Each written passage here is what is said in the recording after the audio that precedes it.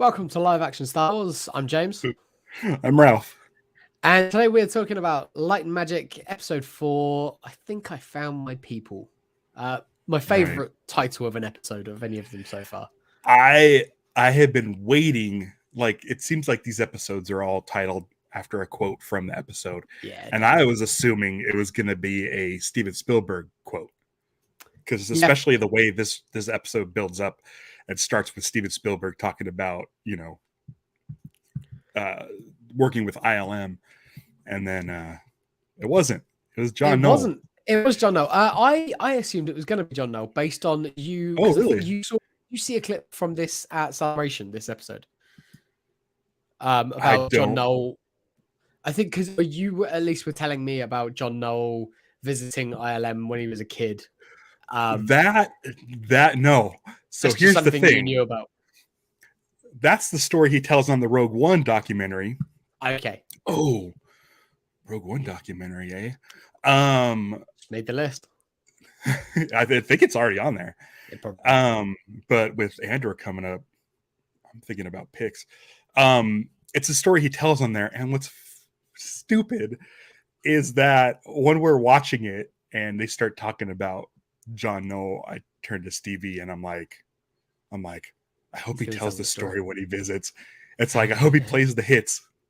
Yeah, of course. And he did. I was so excited because I'm like, he's talking about his dad. He's going to tell the story. And he totally did.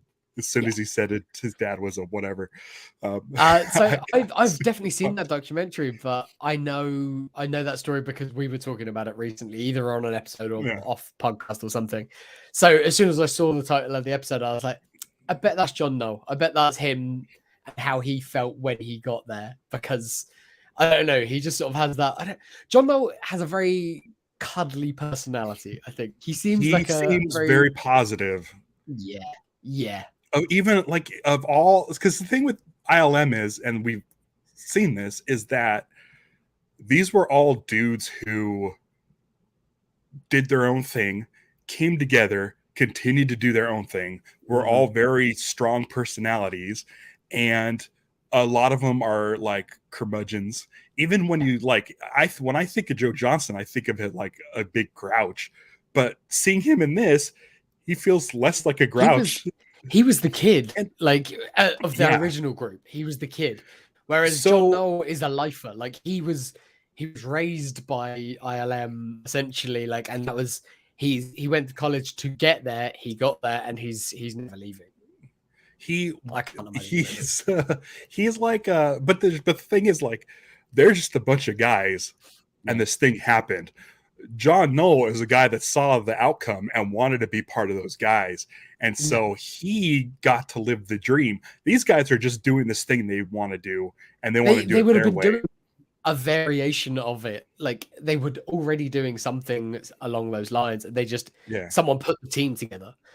Whereas, Noel is like the first of the new generation that came from them. Right. Yeah. And so he got to do it, and he's loving it. He's loving it. I mean, it is the dream, and he thinks he's found his people. Like, it's amazing. It's lovely. It's a heartwarming story, and the whole sort of back half of this episode is very heartwarming. It's Luke joining the rebellion. Yeah, totally. Yeah, like, this thing is great, and everyone else is like old man and shit flying Y-wings. Let's say hi to some people. Stevie is here. Sarah is here. Philip Rodriguez also here. That's okay, Stephen. You can go to work when you need to go to work. I need to go to work at some point as well. Right. And also, to just address it, if anyone's wondering, my voice is completely ragged. This is the best it sounded in days. I was at a festival all weekend and breathing in nothing but dust. Definitely nothing but dust. And yeah, it took a beating. Okay, but yeah, just feeling a little bit. And Ralph's had an interesting weekend as well, it sounds like. So yeah, the last couple of days have been pretty interesting. It's been a weird one. So yeah, if we're a little bit out of sorts this week, that's why. Yeah. Okay, so speaking of excited and playing the hits, so George mentions Steve Gawley. Yeah. and Steve Golly, who did all the sort of watery, smoky effects and clouds for Raiders. He was, yeah. I mean, he's credited as like model shop, another one of the model shop sort of thing. But right, yeah. I got super excited when I saw him and when he got brought up, and Stevie kind of looked at me like, really? Who the hell is like really like Steve Golly? Like, who's ever heard of Steve Golly? And I'm like, pause. Now it's time to explain that Steve Golly was the X-Wing pilot in the original Star Tours. Oh, was he really? Yeah. Oh, that's awesome.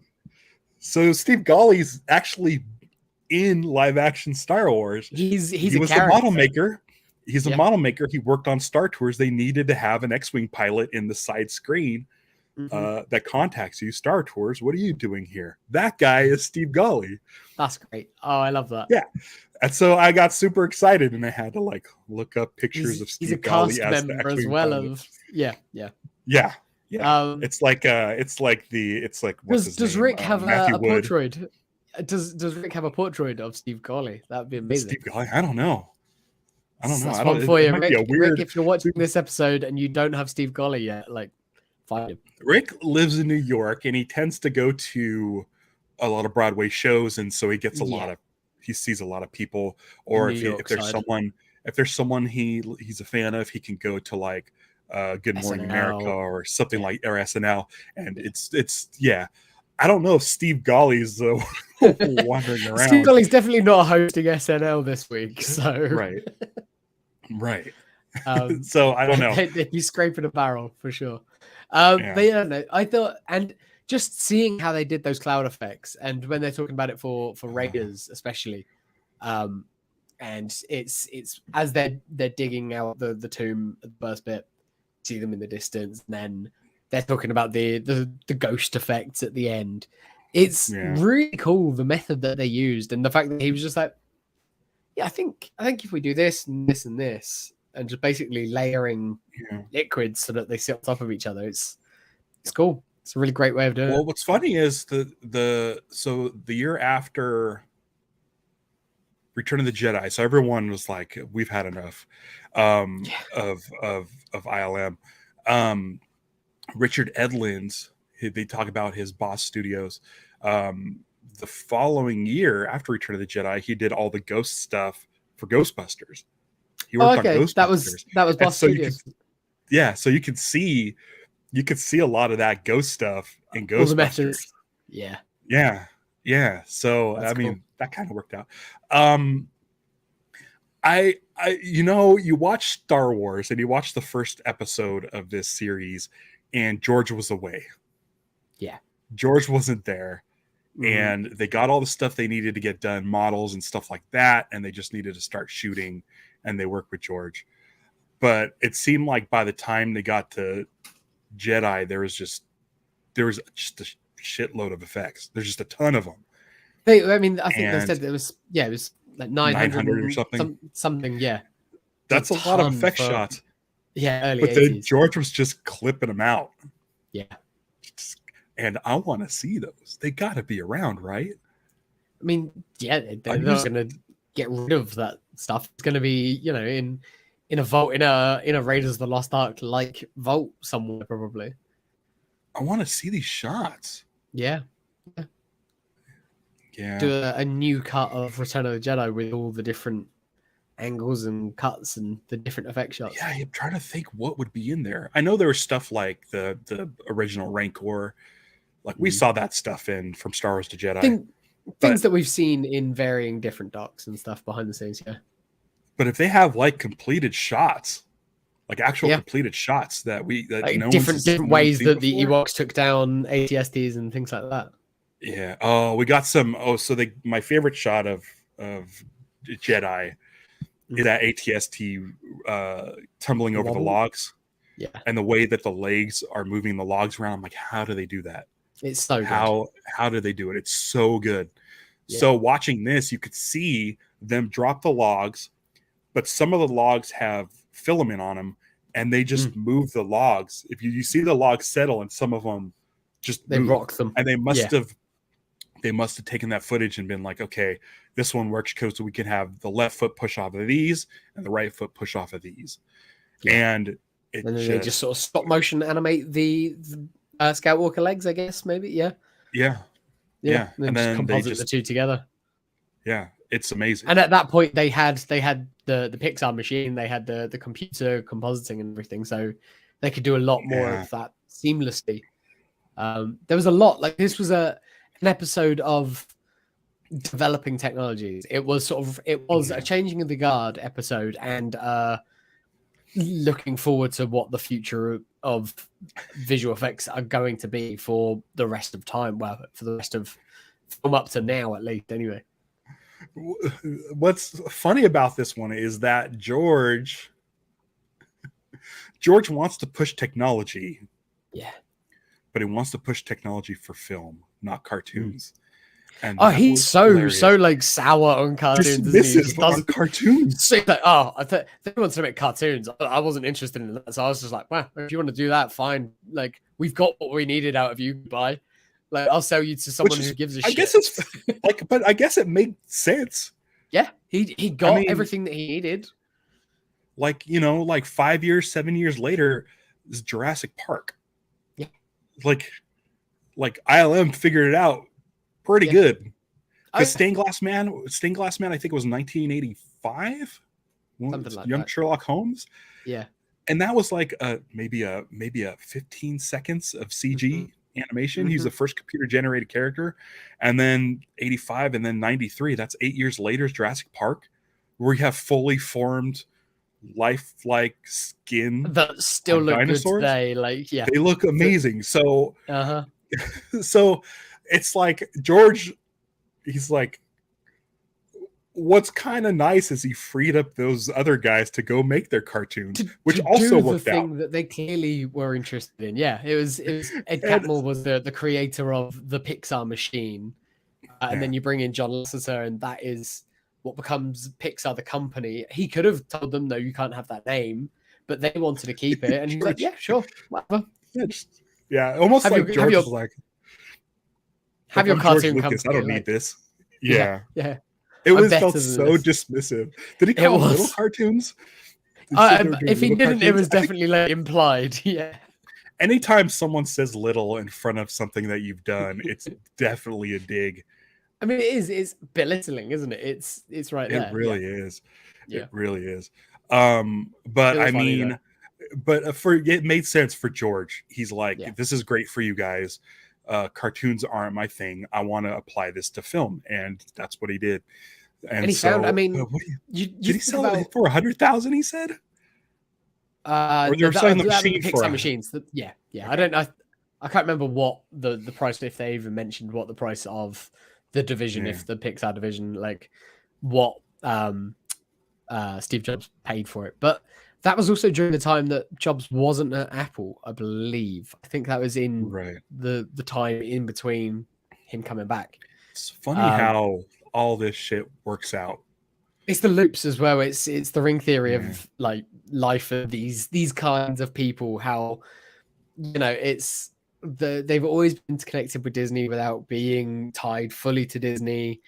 You sell to Steve Jobs with Apple and everything, and then Disney comes in, buys Pixar, then they buy Lucasfilm, and it's all very incestuous in Hollywood and tech and Northern California, Southern California. It's all right there. Right. Like the fact that George wanted to sell, found the right buyer, and it was another Northern California guy with Jobs. Like they have a lot of similarities, I feel like. Right. They're both those, we're outsiders that dream big. Yeah. A dream big with technology in mind. And don't take no for an answer. Like they then might not be necessarily the people that are going to do it single-handedly, but they can put the right people in place. Right. George hates editing. George hates talking to other people to go find footage that's in a bin. He's waiting. He's impatient. He says it himself. He's like, he's too impatient. Like him telling, was it Paul Hirsch he showed Edit Droid 2 and it didn't work, but then it worked, and then he was saying like, oh, I could just have my clips here. It just showed an image showed up on screen. I'm like, I can't even imagine. Every time I watch someone edit film in an older documentary, I'm like, how? Just seeing film just hanging on a rack?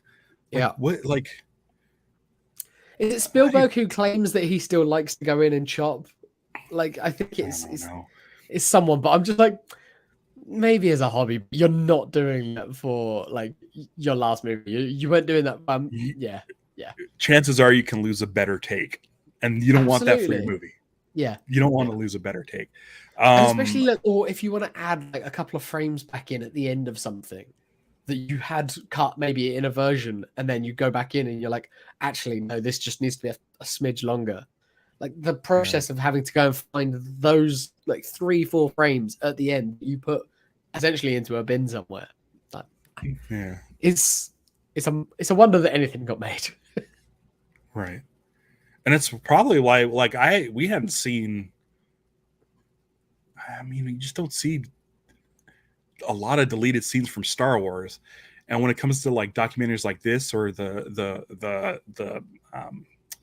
what is it called, the Skywalker Legacy? It was the Episode 9 feature documentary where there was just like footage that I've never seen before. It's like it's just all lost. But then you watch like documentaries of like the prequels, and you just got everything. You could see so many deleted scenes, so many alternate takes and stuff, and things that were in trailers, things that were shot but never intended to be used, things like that. Right. Mark's here in the chat, and he's just shouting at just some of the things that these guys were responsible with, that they're commonplace. They're household names in film and tech and everything. Like Photoshop essentially just being almost a dare by John Knoll to his brother, coming off of Avid and Pixar and Edit Droid and all of these things. Like, and it's just from a handful of people. It is really, really impressive. Anytime you mentioned it. Go on, you carry on. Anytime we're watching something and John Knoll pops up, because that's the kind of things I watch, are things where John Knoll pops up. I just turn to Stevie. I say, every single day I see John Knoll's name when I open Photoshop. I use Photoshop every single day. Like, I use it a lot. Like, I mean, even when we're not doing shows. Yesterday, or it was the day before, like the studio for our upcoming Andor series is all set up. Nice. It's all ready to go. And that's due to Photoshop. Like, I'm using Photoshop like when I'm not just doing like the artwork for the thumbnails and stuff. And it just, every time it pops up a big screen and it says Thomas Knoll, John Knoll. And they show that in the documentary, they close up that. You see their names and then a bunch of the other like programmers who worked on the 2022 version.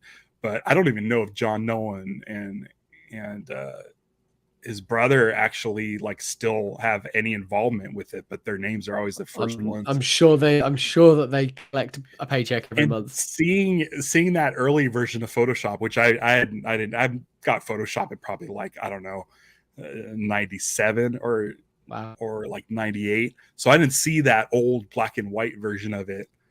And A, it looked awesome, but B, when they cut the girl out of the beach and moved her to a second spot, I'm like, that's pretty good for early Photoshop. Like, it's really good. Like, I'm like, you could just blend that sand real easy. You could drop in a shadow. I'm like, I'm like, man, they really, and to think like, who would that be useful for other than like graphic designers? But for them to think of it but for John Knoll to think it would be a program for like a mass public, it's insane to think that. And this is for like common like digital photography or anything like that. It's like at that point he's thinking scanning things in and manipulating them that way, like the actual photos. Or film reels like being done. Because he saw that with the Pixar machine with that Golden Gate Bridge being sharpened. Like, he took a piece of film, sharpened it, and he's like, oh, that turned everything into pixels. What can you do in between? And I was like, oh, I know what you could do in between. You do anything you want. Literally. And just every year, just Photoshop just keeps getting better and better and easier Yeah. to The use. that I took for that was it was the Knoll Bridge, and it was like it's Knoll being the bridge in so many different ways, and it was the fact that it was a shot of the Golden Gate Bridge that sort of like lit a light bulb on him. Like, also, there's something coming up that I'm it's that's going to be interesting because Jurassic Park's going to be coming up, and it was going to be Phil Tippett's big stop motion dinosaur movie, and it ended up being Dennis Muren's CG animated movie. And they set up their relationship with them being friends. I don't know if they're still friends or not, but I guess we'll find out. I'd be shocked if they're not. Like they were both on the panel, so I'm assuming they are. Yeah. They seem like they are lifelong, like closer than friends. Like they say it like they've basically become family at this point. Like their wives went to college together in a different part of the world, like, and they were passing. They essentially are responsible for each other's relationships. It's I would be shocked if they're not still very close. I think even in this, like we still talk on an almost daily basis, sort of thing. Like, but I'm curious to see Phil Tippett's headspace now. Him talking about maybe. I mean, sure. In 92, 93, well, yeah, probably 91, 92, when things like that when it was being shifted and being changed over. I'm sure that there was maybe not even hard feelings, but there was some like element of this is the end of my time. He sees his like the end of his time coming. Yeah, he has that new movie out called Mad God, which is like a stop motion film, which I need to watch. It's on Shudder. I got to get the free trial of Shudder. I've heard a lot of people talking about it. Yeah. It's like 92 on Rotten Tomatoes, which I don't give a shit about Rotten Tomatoes, but if that many people like it, and it says it's been in the making for 30 years, that's around the time of Jurassic Park. So I want to screw it. I'm gonna use everything that I wanted to use there. Yeah. Yeah. So I'm curious to see now that enough time has passed, they can talk about what they're really talking, like feeling at the time. So that should be interesting. This episode was so good, and I was way getting into it, and I forgot that they're only like 45 minutes. And when it ended, this one was a bit longer. Shit! I was like, I gotta wait. I think this one ran for like 105 or something. It was the longest one so far. But it was great. I really this one I was really starting to get, because I've seen all the Star Wars stuff before. I know pretty much all the Star Wars stuff, and now this was getting into Poltergeist and they were. Well, I mean, it starts very much with. It starts with a lot of Spielberg, and it was because we set it up in the last one, but it went into it. George created ILM for Star Wars, and when he's in the downtime, he doesn't want these guys dispersing. He needs to keep them all together. So he started lending that to specifically his friends first, so Spielberg and anyone else, and then went bigger with Star Trek being the first almost like work for hire job. But they all wanted to do it, because I know George is a Star Trek fan, and I feel like Star Trek, if they want to use us, cool, I was listening to Pete the Retailer's show ABCDTOS, where they talk about the Star Trek, the original series, alphabetically. They finished all the episodes, and now they're doing the films. And they were just talking about Final Frontier. Is that the name of Part 5? I think it's the one that William Shatner directed. And apparently, ILM wasn't available for that one. They were working on Last Crusade. So apparently, the effects in that movie are dreadful. And I can't imagine going from like ILM doing your movies to not doing your movies. It's like, it's got a bit of drop off. There's going to be a quality drop. I like the thing that Spielberg said about when he goes to ILM and how it's they make magic and have fun at the same time, and it's like that is this documentary's done such a good job of showing that, at least up to this point. It feels like Jedi was a turning point for a lot of them there. But up until that, so they're starting to do stuff for Spielberg. They did Raiders. They were doing Star Trek. They were doing these other jobs, which they were getting to do different genres and slightly different things. So that's got to be fun for them. And then they come back to Star Wars. They come back to essentially like the home property, and it's super grindy. They did it in a real quick turnaround and everything. It's like, yeah. Frank Marshall talking about how I love going up there. I think just these kind of Hollywood guys are just like, I just don't want to deal with all the bullshit of Hollywood and dealing with execs and getting away from there, taking a trip, I don't know, maybe 5-6 hours north. And just spending a day just being with people who are creating film. And they're doing all this work and craftsmanship for like one shot. It's like, we're working on this shot.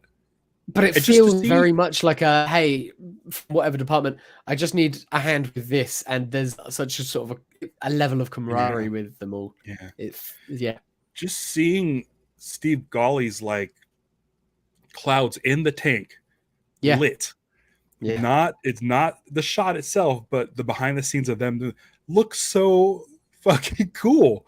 And I'm like, and the fact if you were to walk into a room and see that, if you walk into a room and see that just sitting in that thing, you'd be like, it's an art piece. It's a display. Like it belongs in a museum. It's moving and it's living and it's you see it before your eyes. This thing happening, like it looks like clouds in the sky, and I'm just like, wow. Like, and then you turn the corner and they have a miniature forest with logs rolling down, and like watching them, and where they're playing with action tiny ferns. They have like the tiny ferns, and they're like putting dust on the tiny ferns. And I'm like, it looks like a giant person in a real forest, like some of those shots. And I'm like, wow, that's so absolutely. Like, just to turn every corner and just see a different thing. It's the Wayne's World line of the he's always wanted to open a door where people are being trained like in a James Bond movie, but it's the always wanting to open a door into a warehouse where people are just making everything in your imagination, and it's there and in front of you. George saying in the first one, like, I don't know how to make it, but I know what I want to see. Hearing Frank Marshall say, like, I understand matte paintings. That's what I understand. And none of this other stuff I don't understand. And then Steven Spielberg saying that he's like, I don't know how to melt a face, but I know I want it. But I know and so the script for Poltergeist saying implode instead of explode. And he's like, that's a $60,000 difference. Like it's it's, and someone said, well, can't you just explode it and then just do it in reverse? It's like, no, that's not what an implosion is. It's a very, very different thing, and we've got one shot at it because otherwise it's a lot more money to recreate. It took so long to build that model. Then they just fired 2 shotguns at it. I was telling Stevie, because I can't not explain everything that I see on TV. I feel bad for her. Sometimes I just explain too much. But I told her, I said, in Moonraker, there's a giant space station. That's a lair for the bad guy, and of course all lairs in James Bond movies explode, but there's no fire in space, and you don't there shouldn't be any fireballs. You can't explode it. And so they're like, how are we gonna get this thing exploded in space? And they hung the model up in the shop over a black velvet backdrop, and they just fired shotguns at it. And I'm like, firing shotguns at models, I guess that's a thing. It's just something. It's one of those. But I love that they weren't firing the shotguns for the effect of the hits. They're firing the shotguns to force it down the hole. It's like, I guess that's the best way to go. I mean, you'd think maybe a compressed air cannon or something like that. Just fire a shotgun at it. That would do. 2 shotguns, 2 dudes with shotguns pointing it at a model in ILM. And it's like, man, you've been working on this model for whatever, 6 weeks or 6 months or whatever they said. And you got one shot at this. And your thing is like, okay, if this is our fail safe. You get live rounds inside this warehouse. It's crazy. I loved the description of Dennis Muren being the dreamer, Richard Edlund being the doer, and then Ken Ralston being the wild card, basically. Like they didn't put a dream or do a title on him, but he was just like he could do a bit of everything. He was there, he was here, he was there, and it's like, okay, cool. So this is Mac, Dennis, and Charlie from Always Sunny, but like transposed into ILM. So Dennis is the dreamer. He's Dennis Reynolds. Like Richard being the doer is your Mac, and Ken is your Charlie. He's the wild card of the group. Like they've got that same dynamic. They work great together, but they also are doing their own thing at each time in very different ways. And then you have Joe Johnston, who's like, I want to get out of here. I want to go travel the world. And George sitting there thinking and saying, wouldn't you rather go to film school? What the fuck? Like, Papa George. Dude, like, he clearly saw something in the kid. But he's like, I don't really want to lose you. So he kept paying him. He put him on like half salary or something and paid for his tuition. And he's like, look, I'm going to get you into my school where we almost exclusively hire from. Like, it's, But George, just right then and there, assuming that USC will accept this guy. Yeah. And I feel like it's almost something that George always wanted to tell him, but was too nervous to tell him. And then as soon as he said, I'm leaving, he's like, oh shit, I'm going to do this now. Yeah. And I think the offer was insane. Full tuition. How can anybody ever say no to that? It was an incredible offer. It's Papa George at his best, because it is a case of like he sees the potential. He knows that Joe Johnston's could be doing bigger and better things. He should be making his own movies. He knows that. I think he's probably known that for years at that point. But he doesn't want to lose him because he's amazing in the art department. So he's keeping him for selfish reasons until the point where Joe is burnt out and wants to go. And at that point, he's doing what anyone who burns out of anything does. And he's just like, fuck it, I'm out. I just want to travel the world. I'm just going to go. I've got enough money to last me. I'll figure it out when I come back. And, you know, the traditional route of doing that would be go travel for a year or two and then come back and go, you know what? I love film. I want to make film. I should probably either go back to YLM or go to film school or something. But George clocked it straight away and just sent him. It was amazing. And Mark shouts at his, and then he got Honey I Shrunk the Kids based on the student film, which I want to see that student film, because that student film is going to be better than so many films because of what he's been making for the last decade. Yeah, I think I've seen every single one of his movies. I have. I don't think I could say that about every director. No, maybe George. I mean, he's Kevin Smith. Kevin Smith. I know I've not seen Yoga Hosers. So I can't say that about Kevin Smith anymore. I'll tell you this. Kevin Smith likes to shit on Yoga Hosers. It's okay. Yeah. But I feel like the last half hour of Yoga Hosers is really funny. Ralph Garman comes in and does this like amazing Bat villain. Of course he does. Like performance that's amazing. And he does, it's like, I mean, I don't care. You'll see it when you see it, but he does his Batman impression of Adam West, and the two girls are like, that's not Batman. And then they start doing Christian Bale Batman voice, and it's hilarious. Like, I'm like, it's got moments. It's almost George-like in the way that Kevin Smith, his whole career has just done whatever the fuck he wants. Absolutely. And good for him. Yeah. I don't know if I'm there for all of it, but I'll give it a shot. I don't know. He's earned shot at whatever. It's like, and I like that he's doing what he wants to do. He's bowing to no man sort of thing. Like, I love that. I still kind of wish he would grow a little bit in filmmaking, but it's I feel like, I don't know. I don't know what else I expect. I think that's one of my things with I realized with Cop Out is I don't go to Kevin Smith movies to watch his direction. I go for mostly his writing.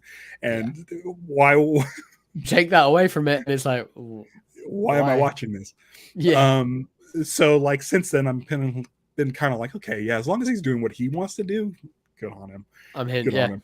Yeah. I mean, I'll see Uh, Clerks 3. I'm not excited about it, but I wasn't excited about Clerks 2, and it's my favorite Kevin Smith movie. Yep, me too. So, I love it. so It's I'm like, great. I don't, you're And pushing it, I but still cry whenever I watch Reboot as well, because there's moments of Reboot that are absolutely wonderful.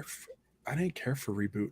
The Ben Affleck scene was very good and very well done, and I feel like the way it was written and at the time it was written was like a perfect scene. It was. But I mean, that's the best. And then like they didn't even know if he was going to be in it or not. Yeah. And I'm like, if that scene's not in there, what do you put in there in its place? Yeah. Who knows? Because that scene's the whole point of the movie. Mm. Yeah. Well, yeah, that's the one that ties it all together. We've gone off a tangent. There's a few other directors that I think I've seen all of their works, but yeah, when they started listing everything that Joe Johnston had done, I'm like, yep, and it's like they all have a weird sorta, and I don't know how to put this, but like a Norman Rockwell Americana feel. Yeah, I'd like go with even that. Honey, I Shrunk the Kids, it's like the family at home and it's like in a white. They literally have a white picket fence. Yep. Rocketeer, I mean, it's great. Captain America, I guess Jumanji, not really, but I used to shit on Jurassic Park 3 quite a lot. But I feel like now with everything that we've had since, I do think I might have to revisit it. And even when Jurassic Park 3, when I think back on it now, I think back on the bits that I enjoy more than the things that I would have shit on. The Jurassic Park 3 is my second favorite Jurassic Park movie. Mm-hmm. I was never I liked Jurassic Park when I saw it. Yeah. I liked watching the dinosaur stuff, but I just never was like I wasn't part of like the fervor. I wasn't like, oh my god. I was 6 years old when it came out. I was absolutely the perfect age for it. It was right. I was 16. Yeah. So I was a little. It was different than what I had in my head. Also, when I heard about a zoo of dinosaurs that get loose, it wasn't what I thought it was going to be. Actually, Jurassic World is more what I thought Jurassic Park was going to be. That makes sense. Which is why I think for a lot of people, Jurassic World is their second favorite. I don't care for it, but Jurassic Park 3 is my second favorite. I do not like Lost World at all. I've seen it once. I don't think I'll ever see it again. Sorry, Spielberg. I feel like it should have ended with the T-Rex in front of the skyline of San Diego, and then the third one should have just been like a Jurassic Godzilla movie where they're all like invading San Diego. I think that's how I would have wanted it. But he had the extra like 15 minutes of San Diego. I'm like, oh man, you should have saved this. Should have saved it. But Jurassic Park 3, when I went and saw it, I'm like, I love this. You know why? There's no bullshit story. It's literally just these guys go on a rescue mission. It's aliens. A rescue mission. It is exactly. Yeah. And I'm like, that's what I want to see. And the Velociraptor talking, I think is funny. I love it. It's a dream. It's a dream, so it's totally fine. And it's a shocking moment. He's just Alan, and that's all he does. And then you're like, oh my god, what's happening? Talking dinosaurs on planes. But just the sort of adventure of it all. It's not like cool. It's just a really fun ride. Jump scares, like when they digging the hole out from underneath there's like the wall there in the compound. Oh yeah, they're digging the hole to get out, and the raptor no one's looked up and noticed that. Yeah. Oh man, like I still remember that. The fucking the new crazy big dinosaur with the satellite phone in his stomach. Yeah. Oh god damn! When they're about to climb the wall, they just turn around and it's just stood there. Just sitting there staring, not attacking, just staring and waiting for them to listen to or hear the sound of the phone. I need to watch Jurassic Park 3 again. I think I might revisit it soon. Good cast. It's a great Julianne cast. Moore. Yeah. No, it's not Julianne Moore. That's Lost World. It's Tia. That's right. Tia Leone. Yeah. That's right. I guess Lost World had a good cast too, but it did. was the gymnastics girl? Yeah. What's his name It's from The weird. West Wing? Vince Vaughn. Vince Vaughn, isn't it? Yeah. Yeah. Yeah. I don't know. I don't know. Yeah. The Jurassic Park. I haven't seen the last two. I haven't seen the last one. Yeah. Yeah. I don't know. There was a quote. I think it was Spielberg who said it. It might have been someone at ILM. I didn't write down who said it, but I really enjoyed the quote, and it made me think, oh yeah, that is what, when CG started coming in as the primary, that did take away, and it was accidents make it feel real. And when you are working with practical, you get accidents, things, particle effects, essentially. Like you get things going off in directions that you haven't planned for. When you start introducing CG effects, and you take away that element of random, because you can go in and dot by dot take out everything, clean it up. And when it's too clean is when it becomes unbelievable. I think George saw that too, though. I think so, and that's why good CG has a lot of that in there. Like you let those happy accidents happen. It's yeah. I think we talked about it last week with that shot from Ang Lee's Hulk, where the camera can't catch up to the CG guy, when you can have full control over it. Or George's shot of Wisa going home, where the camera is not following Jar Jar saying that line. Yeah, so I feel like George understood that when he did like the Yoda, the digital Yoda, and there's like, it doesn't look right, and so they added the ear jiggle and stuff like that to make it look more like the puppet.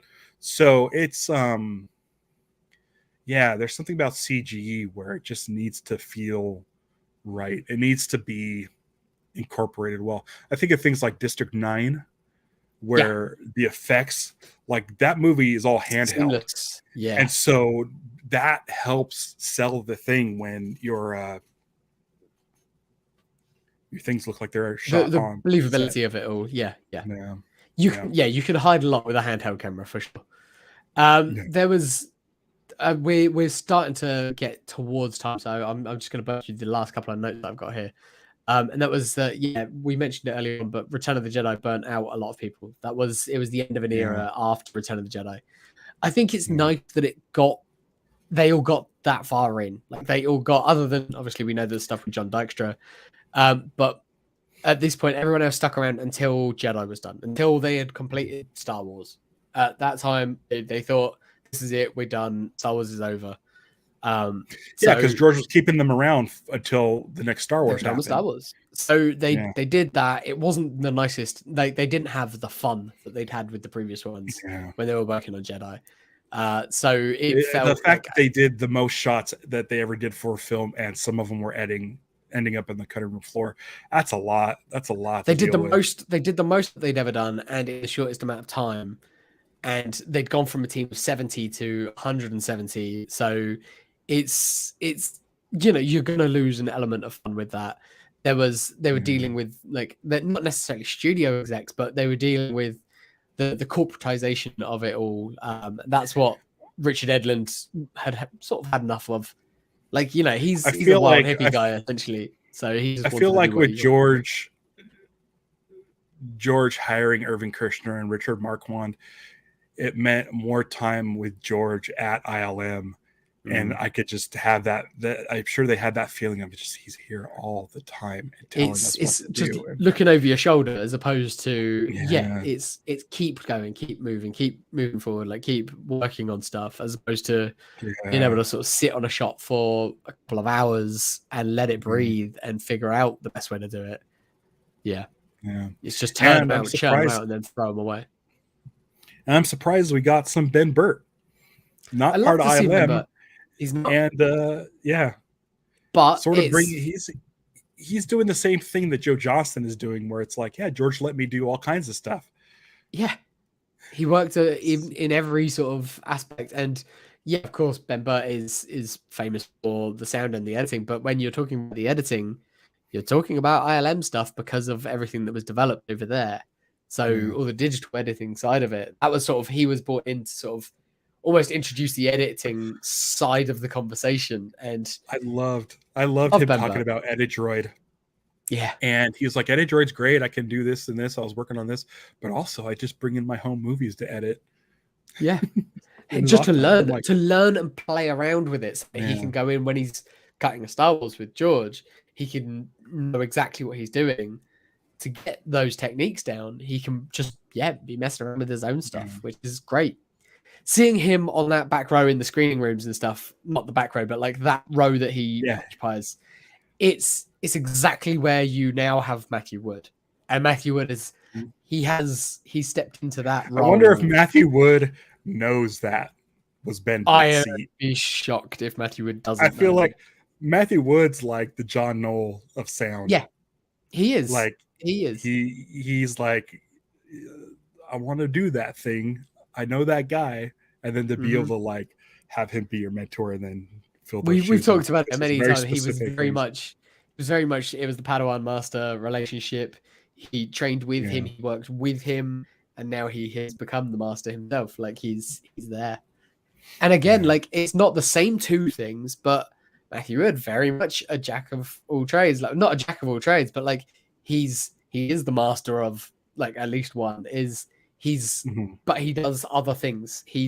They have that freedom. They seem to still have that freedom to do your focus, have your major, but you can branch off. You want to play around over there, you can do that. Like no one's going to stop you. Yeah. And we get some Doug Chang in there.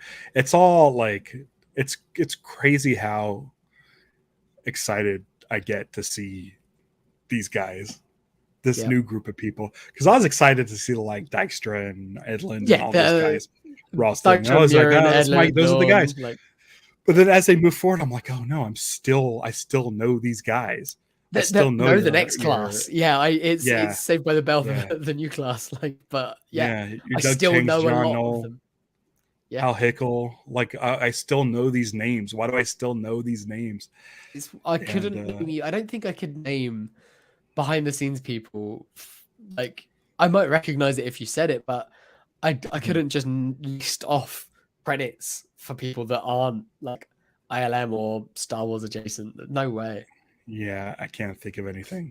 Even when it comes to like Weta, like I think Richard Taylor Richard Taylor's at least was around the time of Lord of the Rings. Like I watched those appendices enough times that I'd recognize names from that, but I've not watched them in a long time. Grant Major. And then there's like John Gaeta, who did the Matrix movies. Like there's certain guys, but like ILM, like everybody. And as soon as I think the difference is when you say one of these guys from ILM, you can go, okay, cool. Yes, that's that person who did that job. Like, you know what they were responsible for. Yeah. And it's weird. They all seem to have. I don't think it's because they're naturally good in front of cameras and can talk and do these interviews. They've just done it enough. They've just been doing it for so long, so many of them anyway, that they've become acclimatized to it. They've got used to doing it. You see them on the Oscar stage every time. And they are sweet, short, humble. They thank their directors. Like it's awesome. They seem like the ideal Oscar recipients. Yeah. Like, I mean, how many do each of them have at this point? Like, they've got. I have no idea. Joe Johnston's got to have a ton. Yeah, Dennis Muren's got to have.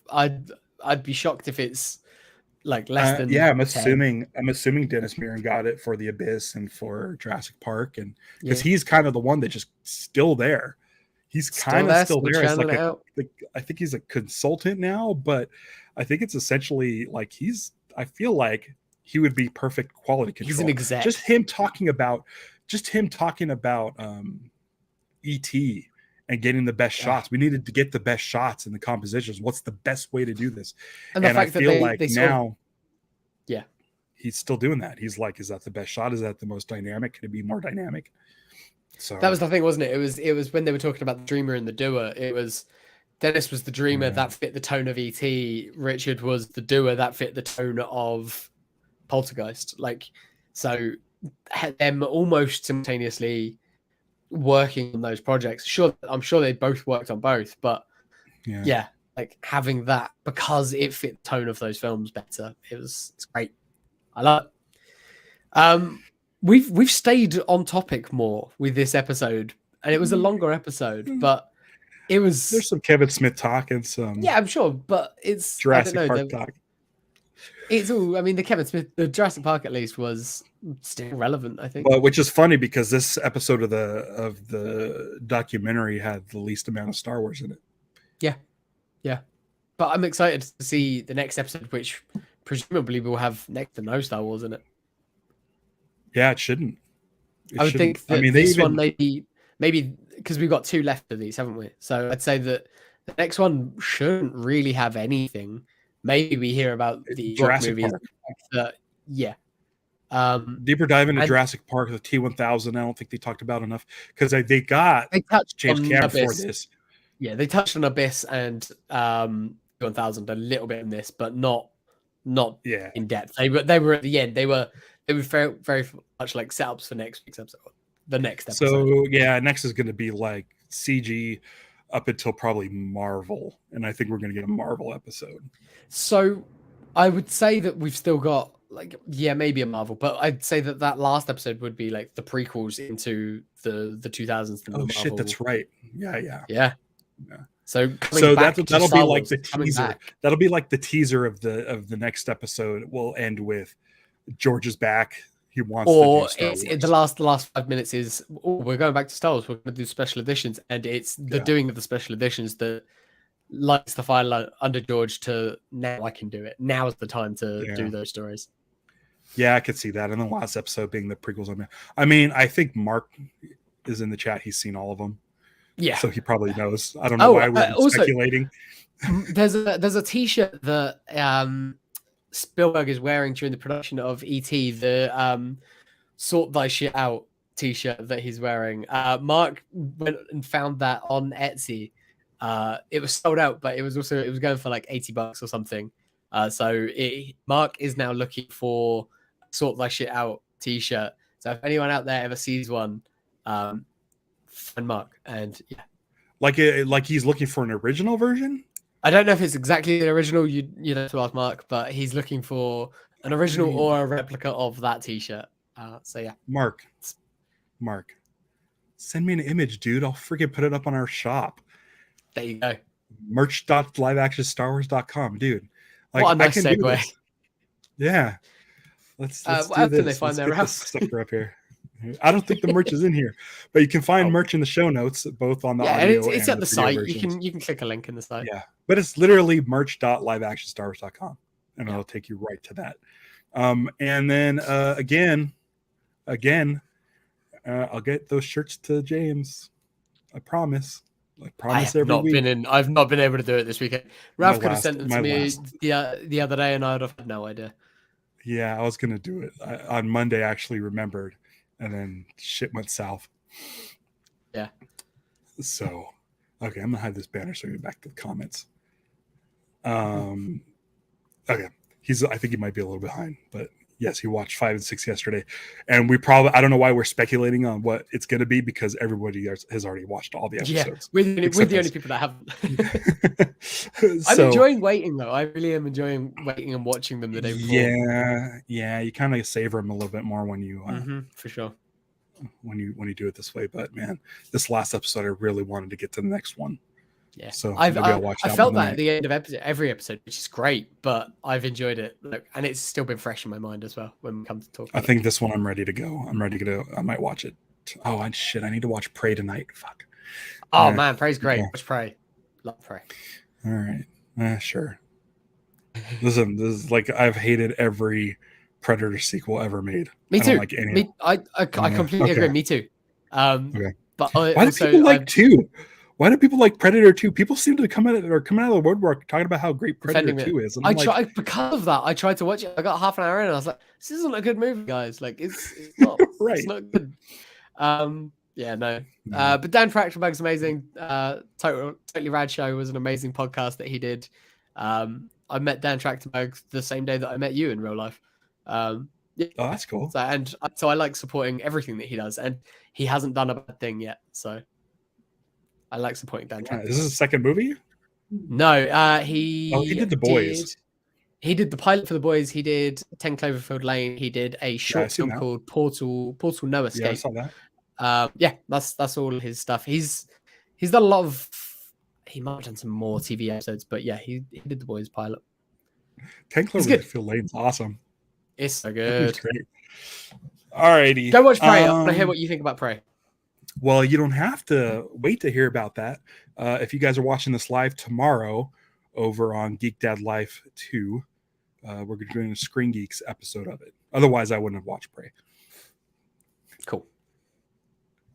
Yeah, he shot an episode of Black Mirror in London, I believe. Hey, that's where you are. Well, Sorry, I'm about 70 miles south of it, but yeah. Yeah. Hey, that's closer than I am. Yes. I'm like 30 miles south of LA. Okay. Yeah, that's about right. Yeah. Probably will take you just as long to get there because of traffic. Mm-hmm. Yep. Cool. All right, guys. Next week we're doing part 5, and then oh man, Andor's coming up soon. Yeah. Do you want to see it? Do you guys want to see it real quick? Wait, hold on. What, Andor? Hold on. Have you got it? Have you got Andor? We're gonna watch the pilot, everybody. I'm not That'll going be to our We're going to Andor watch pilot of Andor. There it Oh, is. it's orange. It's rebel orange. Orange, and the yellow is slightly different yellow. Interesting. And I used Photoshop to comp that background. And now that I see it, I can do some adjusting. I don't need to see Mon Mothra's eyebrows. I need to see her eyes. I can see Stellan Skarsgård looming over your head. Yeah. I'm going to do some adjusting. Actually, hold on. All right, everybody. You are now in the test phase. I'm going to screenshot this so that I can adjust this in Photoshop and then fix that. Thank you. This is why people stick around. Oh, yeah. Cool. Okay. All right, guys. See you next week. Until next week, don't give it to hate. Celebrate the love. Punch it. Okay.